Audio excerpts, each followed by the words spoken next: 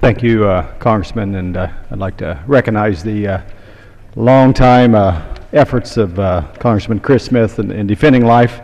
I've watched from afar for many years, and it's a real treasure for the opportunity to speak here tonight and join his efforts. And in my opinion, and the opinion of many other Americans, one of the greatest tragedies in the history of our nation has been the direct death and the direct murder of more than 50 million Americans since 1973. Far too often, too many women, too many families turn to abortion as the only option when they discover they're unexpectedly pregnant. Situations exist that make the thought of being responsible perhaps for another life overwhelming, to say the least. But abortion is not the only option available to these women and to their families. My wife and I have had the joy and privilege of adopting 4 children. And 2 of those children are from the country of Haiti, and 2 of the others were already Americans. Incidentally, my oldest, when she was young, she didn't believe that babies arrived via stork. They arrived on airplanes because our second 2 children were picked up at the airport. And that reminds me of another story. A 5-year-old, she said, "Daddy, can't we tell them to do adoption, not abortion?"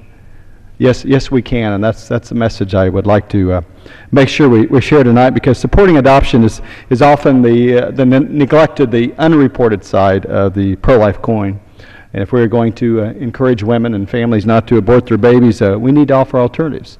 And all across this country, there are thousands upon thousands, perhaps tens and thousands of men and women that are adopting children, that are offering their services, particularly through local crisis pregnancy centers, and offering opportunities for the children and for women and for their families. And I know literally there are millions of Americans today that are awaiting a child, and I would strongly encourage even more Americans to consider adoption. And let me speak directly to those that might be considering abortion. There are alternatives. There are opportunities. There are caring Americans that would love to participate in adoption and would love to provide assistance.